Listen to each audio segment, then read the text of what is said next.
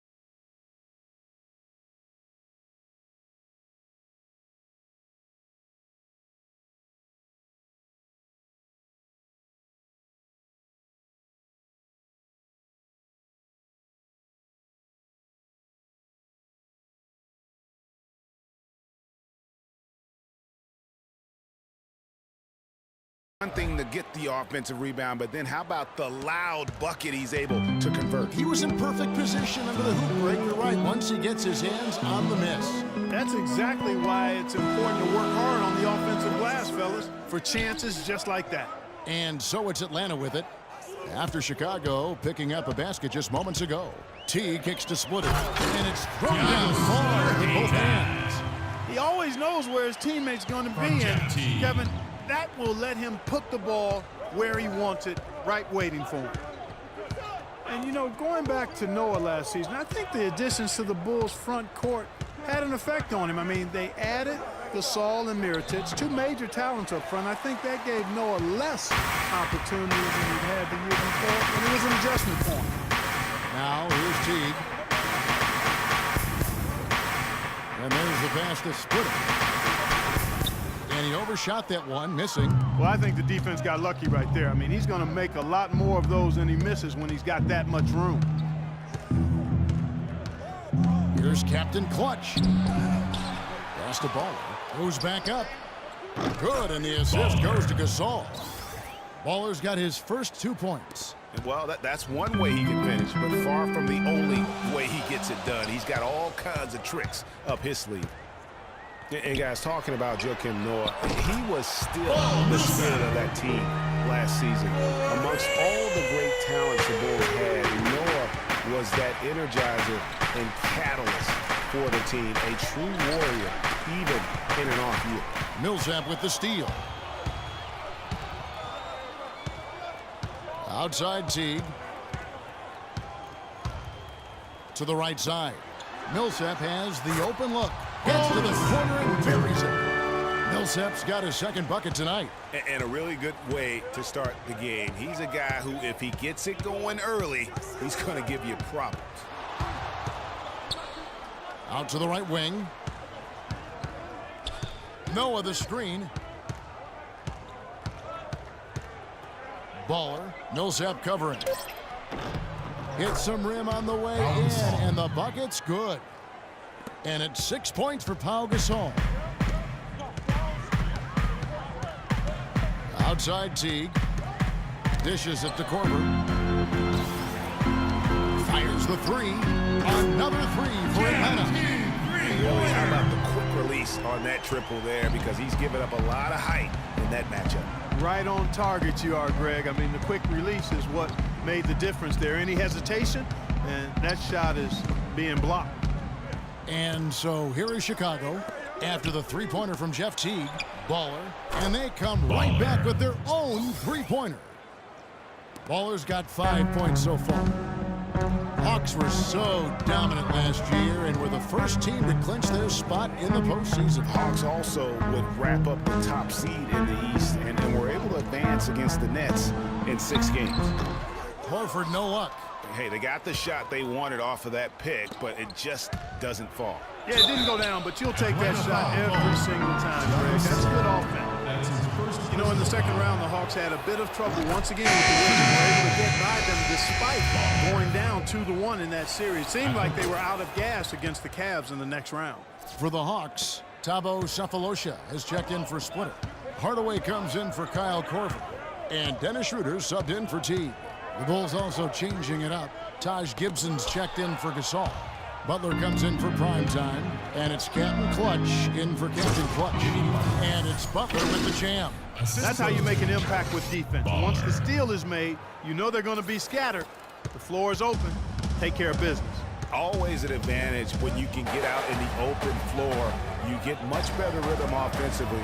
And this lead, I think, is headed up. Here's Sefolosha. Jimmy Butler making his last shot. Sefolosha dishes to Millsap. Looking to end the run. The shot is off. And you can see the defenders afraid to kind of get in his way a lot of times when he's on his way to the basket. But on that one, they were there. Here's Captain Clutch, guarded by Hardaway. Captain Clutch passes to Butler. Here's Captain Clutch. Here's Baller. Misses the layup. The Hawks trail by 5. Now here's Schroeder. He's been patient so far. Nothing yet on the scoreboard. Chicago grabs the miss. Oh, tight defense being played right there. Got right up on him and forced the miss. Textbook. And now, going to the Hawks cheerleaders. And Pau Gasol, after some great years and some difficult years, talks about now his newfound. I think it's been noticeable. I think you'd have to say that Gasol's decision to go to Chicago, Clark, was great. He clearly gave it a lot of thought. It's hard to imagine him having made a better pick. You know, I agree. Not only is he happy, but so are his teammates. Ask Rose and Noah and Butler. Those guys love playing with him, and you can see how the change of scenery rejuvenated the big Spaniard, too. And now the second quarter just getting set to start. And guys, what's your take on the Bulls so far?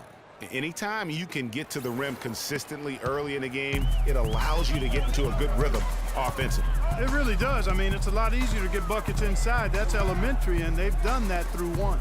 Schroeder and Bazemore are the guard set. Millsap at power forward with Horford at the center. And it's Sefolosha in at the small forward. So that's the lineup for Atlanta. In transition, here come the Bulls. Deflects the pass. Here's Rose. And it's going to be 2 free throws. True contact on the shots.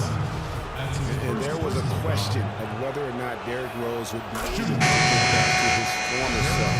At times last season, you could see him back in that MVP form. Atlanta making some changes. Splitter's checked in for Millsap. And it's Teague in for Dennis Schroeder. Teague kicks to Horford. Back to Teague.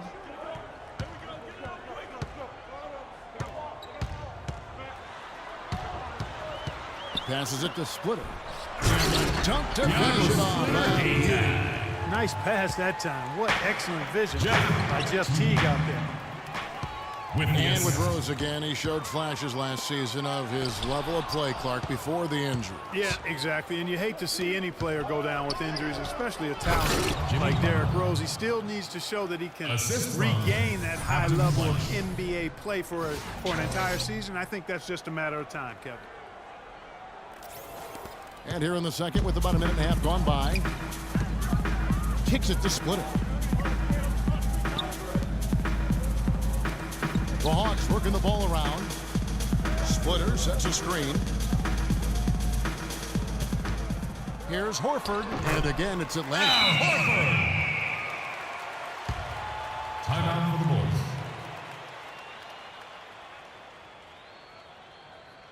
And can't guard us on the perimeter. Spread the floor and isolate up top. Last year, such a great display from him and his team as he led the Hawks to the #1 seed in the Eastern Conference. And for all the team accomplishments the Hawks had, Horford was able to hit some of his own milestones as well. Had his first career triple-double last season. Kyle Korver, he's checked in for the Hawks. Here's Captain Clutch. Hangs in midair and converts on the double clutch.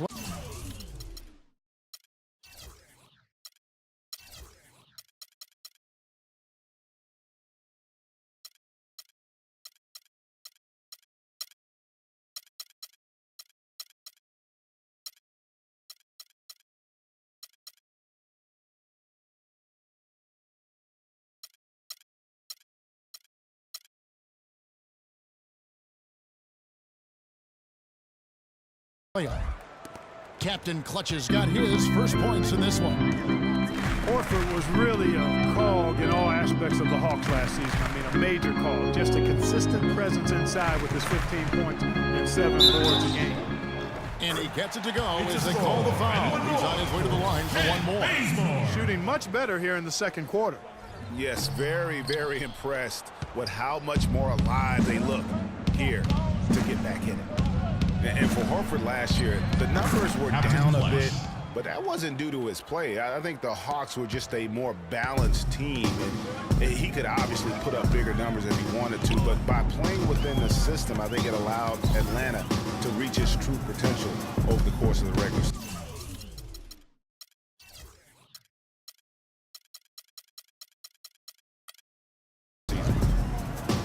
Teague with a clean look. And the shot no good, a bit short. And listen, sometimes even the best of us are going to miss the easiest of opportunities. Here's prime time. Teague covering. Good-looking screen by Gasol. The pass to Captain Clutch.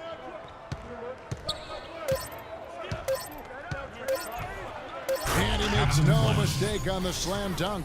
And, folks, he does more than just put 2 points onto their lead. He does it with a little bit of flair. He sure does. You're right. It's a dazzling move to the bucket for him. I'll tell you what, he may not be the biggest man in the league, guys, but he more than makes up for that lack of size with amazing aerial skills. Tries to keep it alive. It's stolen by Korver.